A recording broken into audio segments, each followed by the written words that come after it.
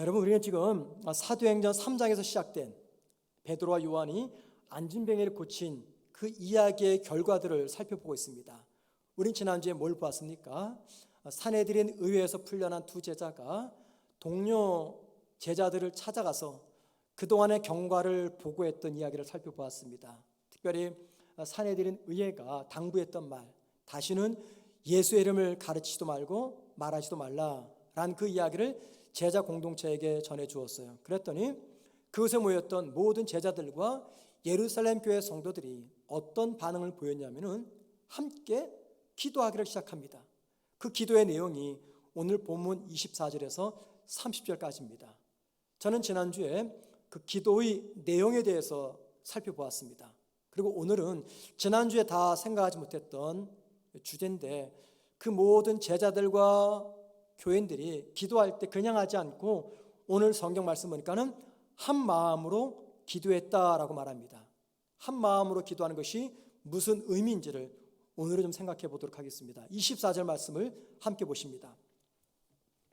그들이 듣고 한 마음으로 하나님께 소리를 높여 이르되, 한 마음으로 하나님께 소리를 높였다. 그러니까 통성으로 기도했다 그 말이죠. 이 말씀은요, 베드로와 요한뿐 아니라 다른 제자들 그리고 예루살렘 교회 성도들이 한 마음으로 기도했음을 보여주는 말씀입니다. 자, 여러분, 한 마음으로 기도한다는 것, 이게 무슨 뜻일까요? 한 마음으로 기도한다는 것이 마치 우리가 예배 중에 한 목소리로 사도신경을 고백하는 것처럼 이곳에 모인 모든 사람들이 똑같이 목소리를 높여서 마치 기도문을 암송하듯이 24절부터 30절 말씀을 함께 목소리를 높여 기도했다 그 뜻입니까? 그건 아닙니다. 그건 불가능한 일이죠. 어떻게 똑같은 내용의 기도를 동시다발적으로 많은 사람들이 할 수가 있겠습니까? 여기서 말한 한 마음이란 그런 뜻이 아닙니다. 아마도 최고의 지도자였던 베드로가, 또 바울의 빗전에 산헤드린을 경험했던 베드로가 소리 높여서 기도하면은 베드로의 기도를 듣고 있었던 많은 사람들은 그 기도에 어떻게 했을까요? 아멘으로 반응했을 것입니다. 바로 그것을 가리켜 성경은 한 마음으로 기도했다 설명한 것입니다. 그러니까는 베드로의 대표 기도에 많은 사람들이 아멘으로 화답한 것, 이걸 가리켜 한 마음으로 기도했다 이야기합니다. 우리가 설교자의 설교를 듣거나 또는 기도자의 대표 기도를 들을 때 아멘이라고 반응을 합니다. 여러분, 왜 아멘이라고 하십니까? 그것은 설교자의 설교에 내가 동의합니다, 그렇게 될 줄 믿습니다, 그런 고백이 담겼죠. 대표 기도자의 기도에 아멘하는 것은 그 기도 내용을 내가 동의합니다, 그렇게 될 줄 믿습니다 라고 하는 이 동의의 의미가 담긴 것이 아멘이라는 것입니다. 여러분, 왜 다른 제자들과 예루살렘 교회 성도들은 베드로의 기도에 아멘으로 화답한 것입니까? 그것은 입을 열어서 기도하는 베드로의 생각과 마음이 다른 제자들과 다른 성도들의 마음과 같았기 때문입니다. 제자들의 베드로의 기도를 다른 제자들과 성도들이 아멘으로 동의했기 때문에 아멘한 것입니다. 그러므로 한 마음이란 어떤 마음일까요? 한 마음이란 서로의 생각과 마음이 같아서 통하는 마음입니다. 부부가 평생을 산다고 해서 한 마음이 이루어지지 않죠. 한 마음이 되려면 서로의 생각과 마음이 통하는 마음이 되어야 됩니다. 자, 제자 공동체가 서로의 생각과 마음이 같아서 통하는 마음으로 어떤 기도를 했습니까? 29절 기도를 했습니다. 한번 29절 보시겠습니다. 주여, 이제도 그들의 위협함을 굽어보시옵고 또 종들로 하여금 담대히 하나님의 말씀을 전하게 하여 주시오며. 이 기도는 복음을 전할 때 어떤 환난과 어려움과 대적이 놓여 있을지라도 굴하지 않고 복음을 전하겠다는 기도입니다. 그런데 여러분, 이 기도에 아멘으로 반응하는 것이 쉽습니까? 어렵습니까? 복음을 전할 때 복음을 전하지 못하도록 내 생명을 위협하는 이 반대자, 대적자 앞에서도 굴하지 않고 내가 목숨 걸고 복음 전하겠습니다 라고 하는 이 기도에 우리가 아멘이라고 반응하는 거, 이게 쉬워요, 어렵습니까? 어려운 문제입니다.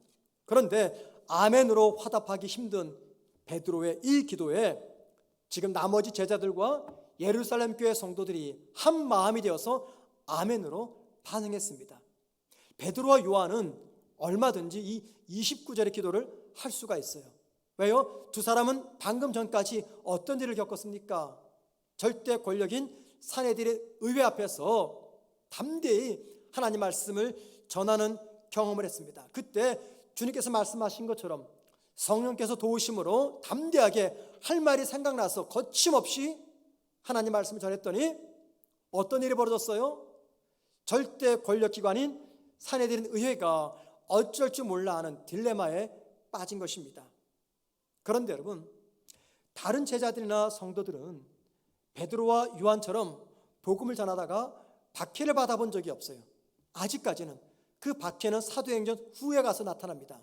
더더욱이 복음을 전하는 현장 앞에서 하나님의 도우심으로 박해를 이겨냈던 경험도 없습니다.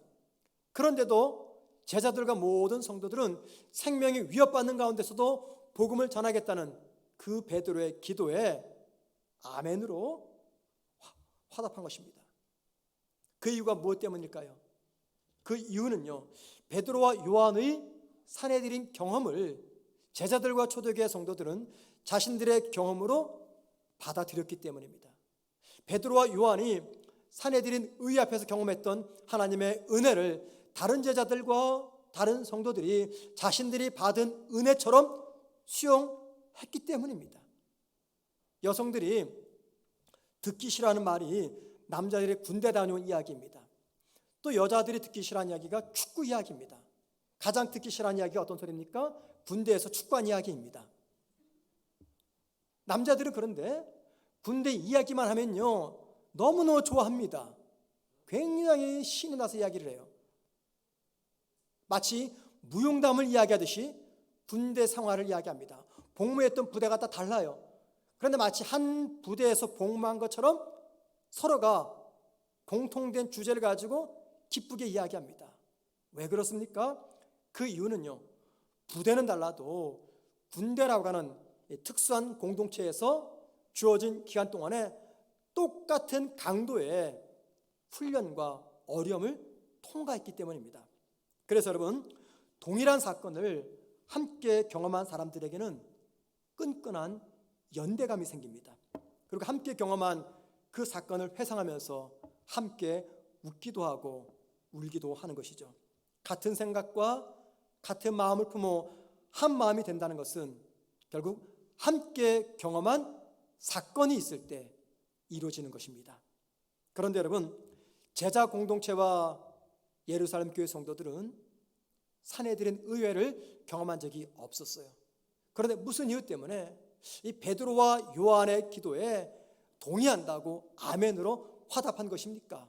무슨 이유 때문입니까? 그들은 직접적으로 경험하지 못했는데 왜 베드로와 요한의 경험을 자기들의 경험으로 받아들였던 것일까요? 그 이유가 23절에 기록되어 있습니다. 한번 보시겠습니다. 사도들이 노임에 그 동료에게 가서 제사장들과 장로들의 말을 다 알리니 라고 되어 있습니다. 베드로와 요한이 산헤드린 신문을 마치고 누구를 찾아갔습니까? 동료 제자들을 찾아갔어요.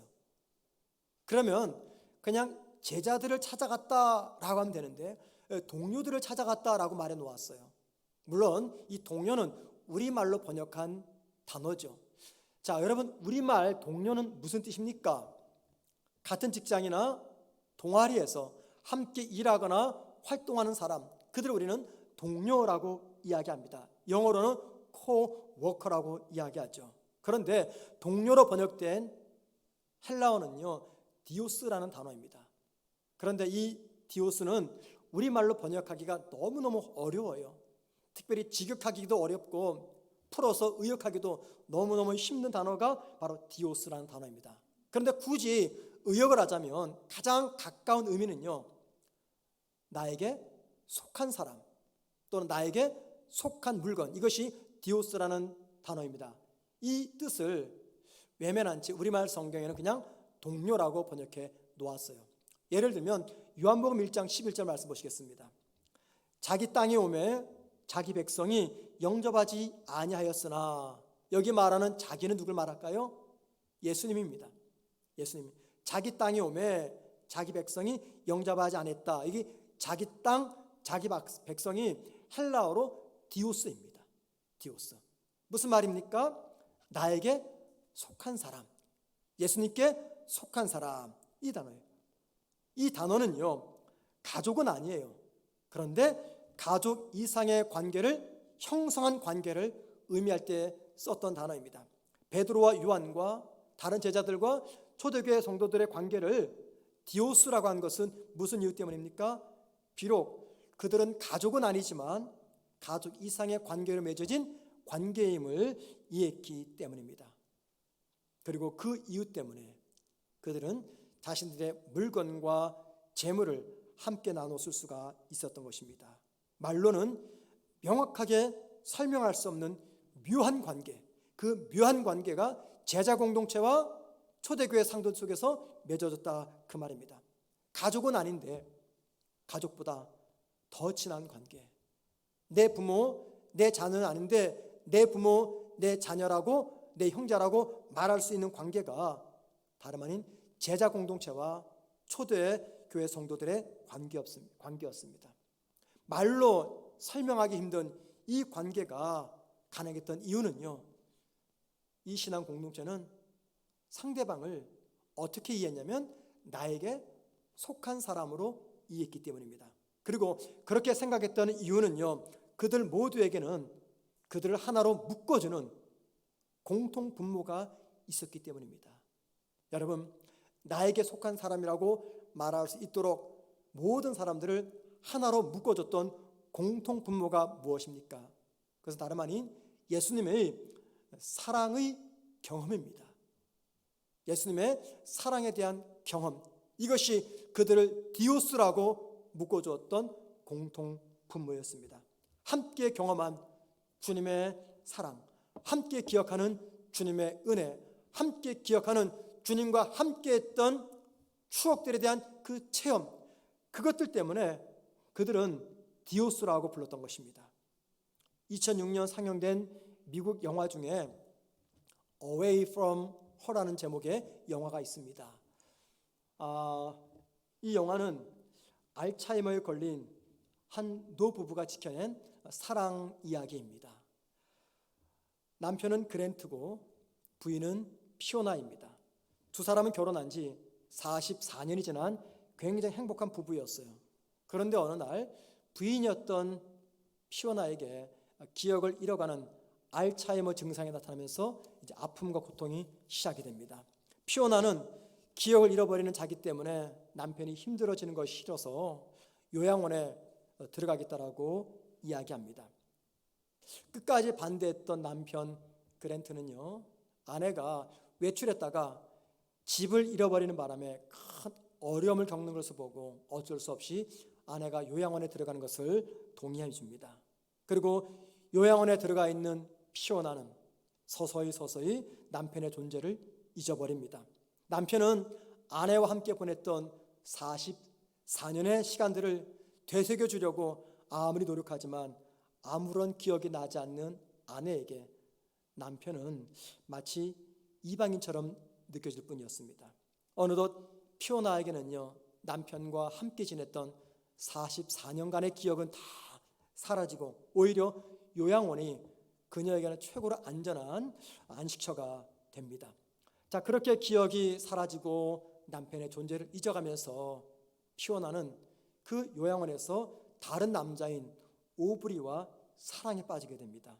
오브리 역시 치매에 걸려가지고 모든 과거를 잃어버린 채 요양원에 들어와서 피오나를 만납니다. 그리고 오랫동안 함께 요양원 생활을 하면서 두 사람 사이에는 아름다운 추억이 쌓이게 됩니다. 그리고 두 사람은 전 남편과 전 아내의 존재에 대해서 잊어버립니다.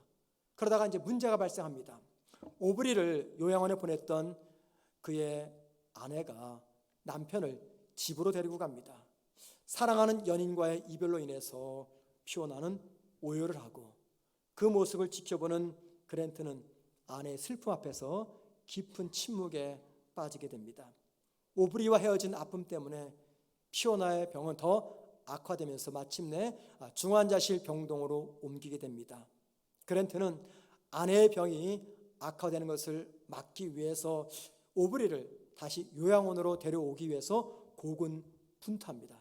그리고 오브리 아내를 설득해서 오브리를 다시 요양원으로 데려오게 됩니다. 그런데 그랜트가 오브리를 아내 피오나 앞으로 데려오려고 하는 순간 잠시 피오나의 기억에 불이 켜집니다. 그리고 짧은 순간 남편을 알아봅니다. 그때 아내 피오나는 남편에게 고마움을 전합니다. 날 버릴 수도 있었는데 지켜주어서 고마워요. 고마움을 표시합니다. 이 영화를 보면서 들었던 생각이 뭐냐면 사람이 모든 기억을 잃어버리거나 또는 모든 기억들이 사라진다 하여도 끝까지 인간의 뇌에 남아있는 기억은 다름 아닌 사랑이구나 라는 생각을 하게 되었어요. 여러분, 사랑이란 무엇입니까? 사랑을 여러 가지로 정의할 수 있지만 저는 사랑이란 함께 보낸 시간이라고 생각을 합니다. 함께 보낸 시간들, 같이 울고 같이 웃고 싸우다가 또 화했던 모든 시간들이 모여져서 우리의 뇌에 그 사람에 대한 사랑과 그리움의 감정으로 남는 것, 이게 바로 사랑이죠. 그리고 함께 보낸 추억과 경험들이 지워지게 되면 어느 순간 사랑도 지워집니다. 그러나 함께 했던 시간들이 다시 기억나게 되면 사랑도 다시 시작이 됩니다. 제자 공동체와 초대교회 성도들이 복음을 위해서라면 그 어떤 환난도 어려움도 피하지 않겠다고 기도했던 그 베드로의 기도에 아멘으로 화답할 수 있었던 것은요, 베드로의 그 마음과 생각을 그들의 마음과 생각으로 수용했기 때문입니다. 그리고 제자 공동체가 같은 생각, 같은 마음을 품을 수 있었던 것은 다름 아닌 예수님의 사랑에 대한 공통된 경험이 그들 각자에게 있었기 때문입니다. 주님의 사랑의 경험 때문에 그들은 한 마음이 될 수가 있었고, 주님의 사랑에 대한 경험 때문에 다른 제자의 경험을 나의 경험으로 수용할 수가 있었던 것입니다. 피아노는 혼자 연주하는 악기입니다. 그런데 만약에 피아노 앞에 2명, 3명, 5명이 앉아서 연주한다면 한 명이 연주하는 것보다 더 힘이 들 겁니다. 물론 연주 실력이 비슷한 사람들이 모여 연주하면 괜찮겠지만 실력의 차이가 나는 사람들이 모여서 연주하면 듣기가 너무 힘들 거예요. 예를 들어 볼까요? 우리 교회 정보영 전사님은 피아노를 전공한 피아니스트입니다. 너무나 잘 치죠. 그런 정 전사님과 제가 함께 앉아서 피아노를 공동으로 연주한다면 어떤 일이 벌어질까요? 생각조차 하기 싫은 일들이 벌어질 것입니다. 아마도 제가 담임 목사가 아니라면 우리 정 전사님은 제 머리를 쥐어박으면서 이것도 못하냐고, 도대체 어떻게 사람이 이것도 못하냐면서 저를 비난할 것이에요. 여러분, 지금 말입니다. 12제자들을 비롯한 초대교회 성도들이 한 마음이 되었어요. 그러면 무엇 때문에 이들이 한 마음이 된 것입니까? 무슨 이유 때문에?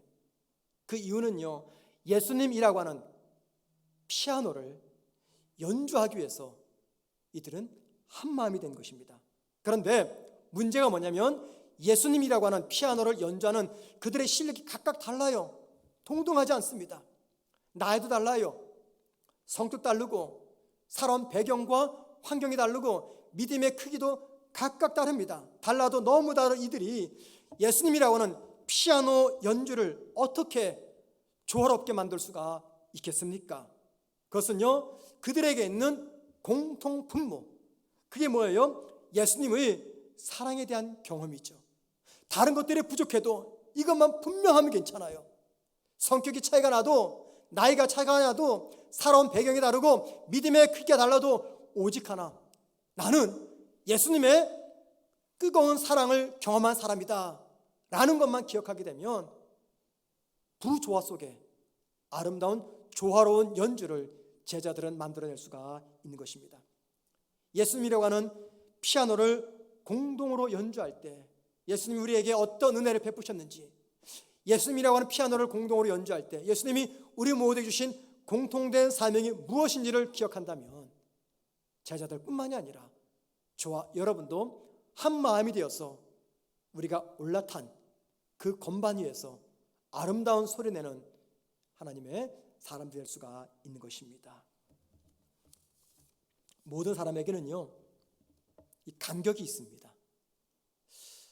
평생을 함께 살아왔던 부부 사이에서도 가까워질 수 없는 간격이 있어요. 그저 여러분들 결혼 생활 20년, 30년, 40년 하다 보면 느끼는 게 뭐예요? 어떤 경우에도 100% 마음이 같을 수 없구나. 이 간격이 있습니다. 부부 사이에도, 심지어 내가 낳아서 기른 자식과 부모 사이에도 간격이 있어요. 또는 한 피를 물려받은 형제 간에도 간격이 있고요. 심지어는 예수를 믿어 이곳에 모여있는 저와 여러분들 사이에서도 간격이 있습니다. 누구를 막론하고 사람과 사람 사이에는 좁힐 수 없는 간격이 있습니다. 그 간격이 어떤 간격입니까? 나이의 간격, 혹은 성격의 간격, 남녀 성별의 간격, 또는 생활 수준의 간격, 혹은 정치 성향, 진보냐 보수냐의 간격 등등 간격이 있습니다. 이 간격들을 우리는 나의 능력으로, 나의 성품으로 채우기 위해서 열심히 노력합니다. 그런데 여러분, 이게 좁아집니까? 절대 좁아지지 않습니다. 설령 좁아진다 해도 온전한 연합은 이루어지지 않습니다. 일시적으로는 어느 한순간은 같은 생각과 같은 마음을 품는 것처럼 보입니다. 그때가 언제입니까? 서로에게 유익이 될 때. 서로에게 유익이 될 때는요, 원수도 한 마음이 됩니다. 그런데 그것은 잠시 잠깐입니다. 우리가 꼭 기억할 것이 있어요. 그것은 우리 모든 등에는 뭐가 붙어 있냐면요, 자기 사랑이라고 하는 스프링, 혹은 이기심이라고 하는 이 고무줄이 붙어 있습니다. 여러분, 스프링과 고무줄 특징이 뭡니까? 아무리 잡아당겼다가 놓는 순간 다시 원상태로 돌아갑니다. 무슨 말이냐면, 우리가 하나가 되려고 또는 연합하려고 간격을 메꾸려고 아무리 노력해도 한순간에 이루어집니다. 그런데 어느 순간 자기 사랑과 이기심이 작동하게 되면 어떻게 돼요? 스프링과 고무줄이 원상태로 돌아가듯이 다시 내 위치로 돌아와서 나는 나, 너는 너 경계를 긋게 됩니다. 그런데 우리가 주님과 맺었던 경험을 바탕으로 해서 주님을 꼭지점으로 삼고 나와 연결되고 주님을 꼭지점으로 삼아서 다른 사람이 연결되는 삼각형이 되면은 어떤 일이 벌어집니까? 주님의 꼭지점 때문에 나와 다른 사람이 같은 생각, 같은 마음을 품을 수가 있다, 그 말입니다.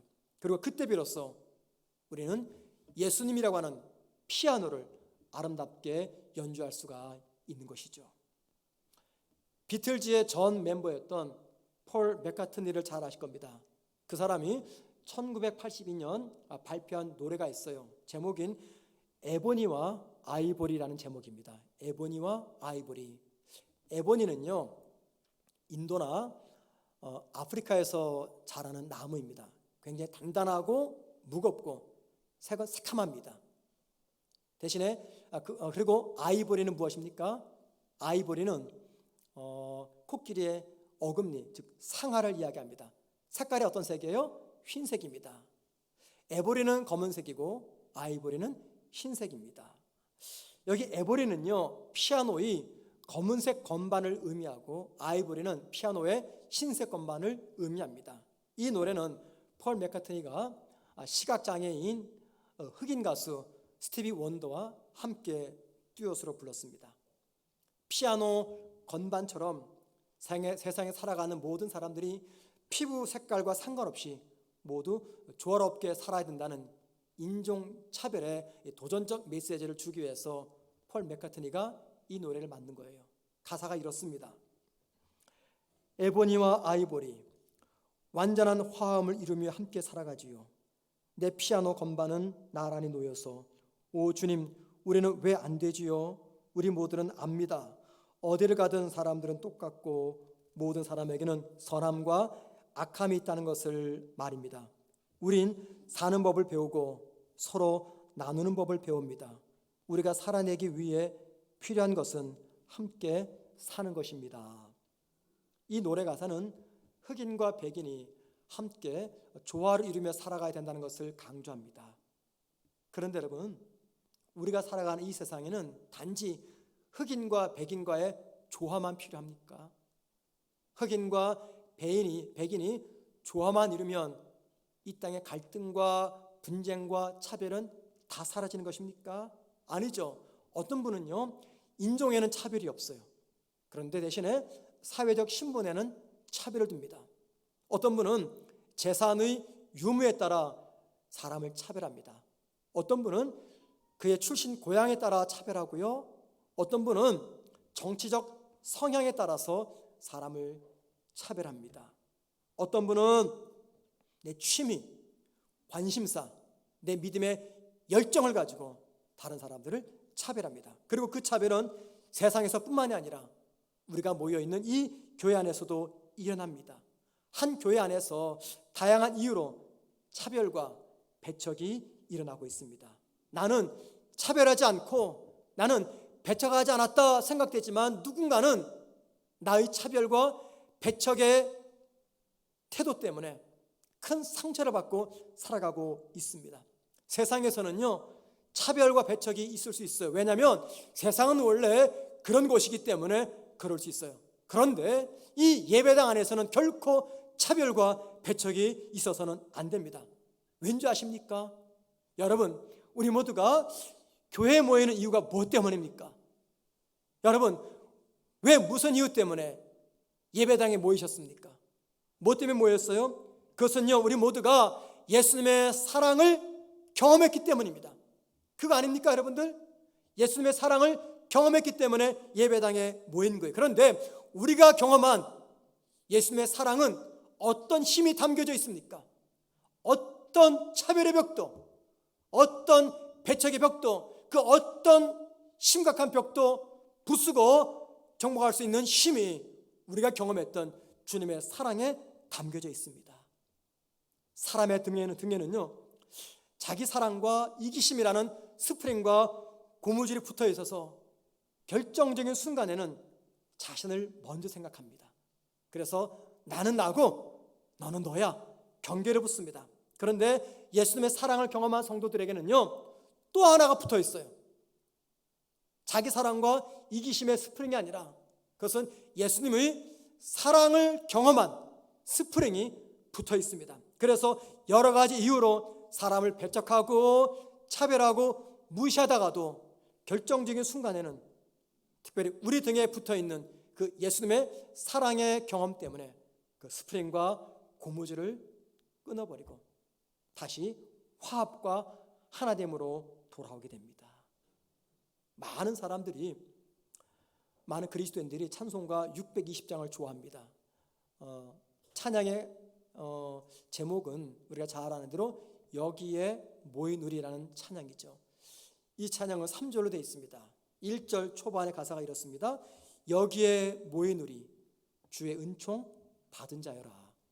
3절의 가사 첫 부분이 이렇습니다. 여기에 모인 우리 사랑받는 주의 자녀라.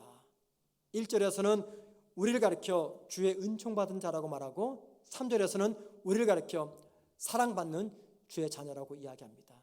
여러분, 이곳에 모인 저와 여러분은 찬양의 가사처럼 주님의 은총을 받은 사람이고 사랑받는 주님의 자녀들입니다.